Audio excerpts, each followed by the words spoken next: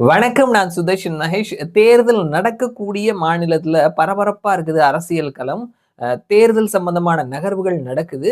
இவர் அங்க போவாரா, அவர் இங்க வருவாரா அப்படின்ற மாதிரியான தினம் ஒரு டிராமா நடக்குது அப்படின்னு சொன்னா நம்ம ஓகேப்பா, இது ஒரு நார்மலா நடக்கக்கூடிய விஷயம் தான் அப்படின்ற மாதிரி சொல்லிடலாம். தேர்தல் நடந்து ஒரு 2 1/2 வருஷம் கழிச்சு ஒரு மாநிலத்துல இப்படி ஒரு சம்பவம் நடக்குது அப்படின்னா, காங்கிரசினுடைய கோஷ்டி பூசல் இருக்கக்கூடிய ஒரு மாநிலங்கள்ல ஒன்றான கர்நாடகால 2023 மே மாசம் தேர்தல் நடந்தது. தேர்தல் நடந்து முடிஞ்ச உடனே முதல்வர் யாரு அப்படின்ற ஒரு பெரிய குழப்பம் ஜவ்வா இழுத்துட்டு போச்சு.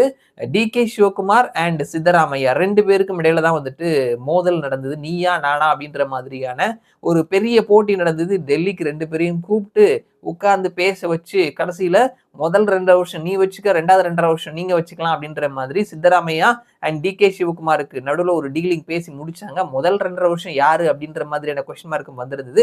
சித்தராமையா தான் முதல் 2 1/2 வருஷம் முதல்வரா இருப்பார் அப்படின்ற மாதிரி இருந்தது. ஸோ அந்த 2 1/2 வருஷம் டேர்ம் அப்படின்றது வரக்கூடிய இந்த நவம்பர் மாசத்தோட முடிவடைவிருக்கிறது. ஒரு மாசத்துக்கு முன்னாடியே பஞ்சாயத்தை கூட்டிட்டாங்க. ஸோ மறுபடியும் வந்துட்டு 2 பேரும் தனித்தனியா தில்லிக்கு போறது, 2 பேரும் தனித்தனியா காங்கிரசினுடைய முதல் குடும்பத்தில் இருக்கக்கூடிய உறுப்பினரை இவர் ராகுல் காந்தியை பார்த்தாருன்னா அவர் சோனியா காந்தியை பார்க்கறது, இவர் சோனியா காந்தியை பார்த்தாருன்னா அவர் பிரியங்கா காந்தியை பார்க்கறது அப்படின்னு சொல்லிட்டு அவர்களுக்குள்ளே வந்துட்டு தங்களுடைய தலைவர்களை பார்த்து இந்த பஞ்சாயத்தை கூட்டிட்டு இருந்தாங்க. நடுவில் 3வதா ஒருத்தர் வந்துட்டு பரமேஸ்வர், அவரும் கூட வந்துட்டு எனக்கு தாங்க கொடுப்பாங்க இவங்க பஞ்சாயத்தெல்லாம் பார்த்தா அப்படின்ற மாதிரி சொல்லிட்டு இருந்தாங்க. இவ்வளோ பஞ்சாயத்துக்கு நடுவில் பேசாம மல்லிகார்ஜுன கார்கே, அவரும் கர்நாடகாவை சேர்ந்தவர் தானே, அவர்கிட்ட கொடுத்துருங்கப்பா அப்படின்ற மாதிரியும் பஞ்சாயத்துகள் போயிட்டு இருந்தது. ஸோ இவ்வளோ பஞ்சாயத்துகள் நடந்துட்டு இருக்குது. ஓட்டு போட்ட மக்கள் இது பத்தி என்ன நினைக்கிறாங்க அப்படின்னு சொல்லிட்டு சி ஓட்டர் அவர்கள் வந்து ஒரு கருத்து கணிப்பு எடுத்திருக்கிறாங்க. மக்கள் கிட்ட போயிட்டு ரெஸ்பான்ஸ் என்ன மாதிரி இருக்குதுன்னு கேட்டிருக்கிறாங்க. ஒரு 3 கேள்வி. ஸோ அதை தான் நம்ம இந்த வீடியோல பேச போறோம். முதலாவது கேள்வி, சித்தராமையா ஒரு முதல்வரா, ஒரு தனி பர்சனா, ஒரு தலைவரா அவருடைய செயல்பாடு எப்படி இருக்குது? நீங்க பார்க்கக்கூடிய அந்த கார்டுல முதல்ல இருக்கக்கூடிய காலம் தான் வந்துட்டு நவம்பர் மாதத்தினுடைய ரிப்போர்ட்.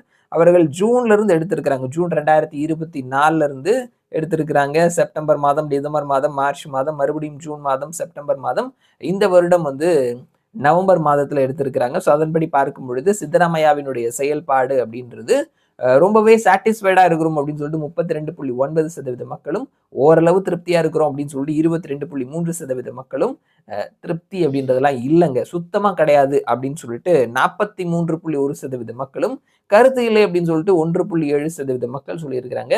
ஆன்டி இன்கம்பன்சி அப்படின்றது இவருடைய டேர்ம்ல 43% இருக்குது. ஸோ அது நம்ம இதற்கு முன்னாடி இருந்த அந்த டேர்ம்ஸ் எல்லாம் நம்ம பார்த்தோம் அப்படின்னா இதுதான் ரொம்ப பீக்ல இருக்குது அப்படின்றதையும் நம்ம கவனிக்க முடிகிறது.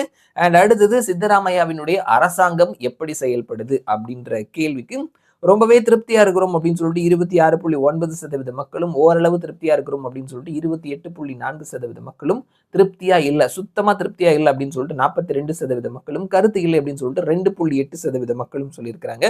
சுத்தமா திருப்தியா இல்லை அப்படின்றதும் கூட வந்துட்டு இந்த நவம்பர்ல இருக்கக்கூடிய 42 அப்படின்றது ஒரு ஹையஸ்டான ஒரு டைமா தான் நம்ம பார்க்க முடிகிறது.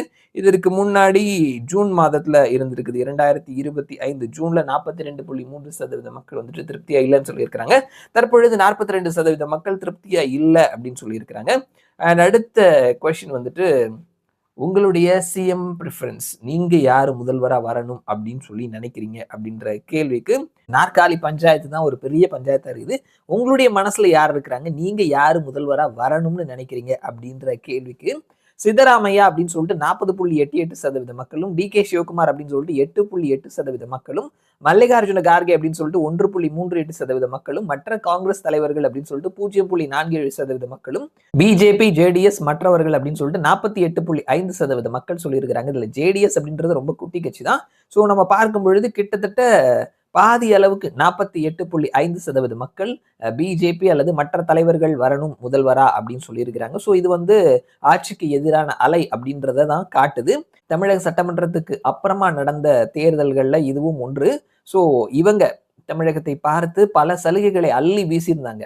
ஸோ அந்த ஒரு சலுகைகளை அள்ளி வீசியிருந்ததுனால தான் பிஜேபி கர்நாடகால தோத்ததுக்கு காரணமும் அதுதான். ஸோ அவ்வளோ சலுகைகளை அள்ளி வீசி அதை கொடுக்க முடியாம கவர்மெண்டினுடைய லேண்டை கூட வந்து வித்து அந்த சலுகைகளை வந்து கொடுத்துட்டு இருக்கிறாங்க. ரொம்ப பெரிய நெருக்கடியில கர்நாடக அரசாங்கம் போயிட்டு இருக்குது. இந்த மாதிரியான கருத்து கணிப்புகள் வழியா ஆட்சிக்கு எதிரான அலையும் ஓரளவு ஸ்ட்ராங்கா இருக்குது அப்படின்றதையும் நம்ம கவனிக்க முடிகிறது. ஸோ நம்ம பேசிட்டு இருக்கக்கூடிய இந்த நேரத்துல சித்தராமையாவே அடுத்த 2.5 வருஷத்திற்கும் சிஎம்மா தொடர்வார் அப்படின்ற செய்தியை என்டிடிவி பிரேக் பண்ணியிருக்கிறாங்க. ஸோ 100க்கும் மேற்பட்ட எம்எல்ஏக்கள் சித்தராமையாவுக்கு ஆதரவு தெரிவித்திருக்கிறாங்க அப்படின்றது சொல்லியிருக்கிறாங்க. ஸோ ஒரு வழியா இந்த பிரச்சனை இந்த இடத்துல நிறைவு பெறும் அப்படின்னு சொல்லி நம்ம எதிர்பார்க்கலாம். ஆனாலுமே இந்த மாதிரியான பிரச்சனைகளும் அதை தாண்டி அரசாங்கத்துல நடக்கக்கூடிய விஷயங்களும் ஆட்சிக்கு எதிரான அலையை கிரவுண்ட் லெவல்ல ஏற்படுத்தி இருக்குது அப்படின்றதையும் இந்த கருத்து கணிப்பு சுட்டி காட்டுது. பார்க்கலாம் என்ன நடக்குது அப்படின்னு சொல்லிட்டு மறுபடியும் நான் உங்களை இன்னொரு வீடியோல சந்திக்கிறேன். அது வரைக்கும் நன்றி.